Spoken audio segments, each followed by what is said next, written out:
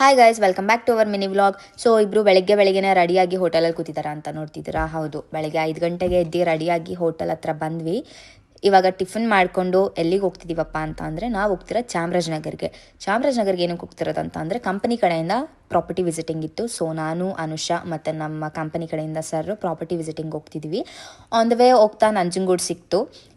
ಕೆಳಗಡೆ ಇಳಿದು ಹೋಗಿ ಕೈ ಮುಗಿಯೋಕ್ಕಾಗಿಲ್ಲ ಅಂತ ಹೇಳಿ ಇಲ್ಲೇ ಕೈ ಮುಕ್ಕೊಂಡು ಹಾಗೇ ಹೋದ್ವಿ. ಪ್ರಾಪರ್ಟಿ ಇರೋ ಜಾಗಕ್ಕೆ ಬಂದ್ವಿ. ಸೊ ಫಸ್ಟೇ ಹೋದ ತಕ್ಷಣ ನಮ್ಮ ಸರ್ರಿಗೆ ಪ್ರಾಪರ್ಟಿ ಇಷ್ಟ ಆಯಿತು ಅಂತ ಹೇಳಿ ಅವ್ರ ಸುತ್ತ ಜಾಗ ಎಲ್ಲ ನೋಡೋದಕ್ಕಂತ ಹೋಗ್ತಿದ್ದಾರೆ. ನೋಡ್ಕೊಂಡು ಬಂದರು. ಸೊ ನೋಡಿ ನೀವು ಹೇಗಿದೆ ಪ್ರಾಪರ್ಟಿ ಅಂತ. ಸೊ ಒಂದು ಪ್ರಾಪರ್ಟಿ ನೋಡಿದ್ದಾಯ್ತು ಅಂತ ಹೇಳಿ ಸೆಕೆಂಡ್ ಪ್ರಾಪರ್ಟಿ ನೋಡೋದಕ್ಕಂತ ಬಂದ್ವಿ. ಇದೂ ಚೆನ್ನಾಗಿದೆ. ಇಲ್ಲಿ ತುಂಬ ಫ್ರೂಟ್ಸು, ತೆಂಗಿನ ಮರ ಎಲ್ಲ ಇದೆ. ಸೊ ಇಲ್ಲಿದು ಅವ್ರಿಗೆ ಇಷ್ಟ ಆಗಿದೆ. ನೆಕ್ಸ್ಟು ಯಾವ್ದು ತೊಗೊತಾರ ಅಂತ ಇನ್ನೂ ಡಿಸೈಡ್ ಆಗಿಲ್ಲ.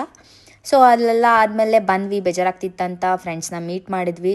ಮೀಟ್ ಮಾಡ್ಕೊಂಡು ಹಾಗೆ ಇನ್ನೇನು ಟೈಮ್ ಆಯಿತು, ತುಂಬ ಹೊಟ್ಟೆ ಹಸಿತಿತ್ತು ಅಂತ ಹೇಳಿ ನಾನು, ನಮ್ಮ ಸರ್ರು ಎಲ್ಲರೂ ಹೋಗಿ ಊಟಕ್ಕಂತ ಹೋದ್ವಿ. ಎಲ್ಲ ನಾನ್ ವೆಜ್ ತಿಂತಿದ್ವಿ.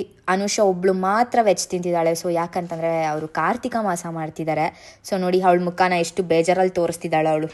ಅವಳು ಬೇಜಾರಾಗೋದಲ್ಲದೆ ನನ್ನೂ ಬೇಜಾರು ಮಾಡಿಬಿಟ್ಟು ತೋರಿಸ್ತಿದ್ದಾಳೆ ಇಲ್ಲಿ. ಸೊ ಊಟ ಮಾಡಿದ್ದೆಲ್ಲ ಆಯಿತು. ಇವಾಗ ಅವಳಿಗೆ ಎನ್ಫೀಲ್ಡ್ ಓಡಿಸ್ಬೇಕಂತ ತುಂಬ ಆಸೆ ಇತ್ತು ನನ್ನ ಫ್ರೆಂಡಿಗೆ. ಸೊ ಅದಕ್ಕೆ ಎನ್ಫೀಲ್ಡ್ ಓಡಿಸೋದಕ್ಕಂತ ಹೋದ್ವಿ. ಎನ್ಫೀಲ್ಡ್ ಓಡಿಸ್ತಾ ಟೈಮ್ ಆಗಿದೆ ಗೊತ್ತಾಗಿಲ್ಲ. ಸೊ ಟೈಮ್ ಆಯಿತು, ಬಂದ್ವಿ. 5 ಗಂಟೆಗೆ ಹೊರಟ್ವಿ ನಾವು ಬ್ಯಾಂಗ್ಳೂರಿಗೆ. So friends, thank you for watching our mini vlog. Keep supporting.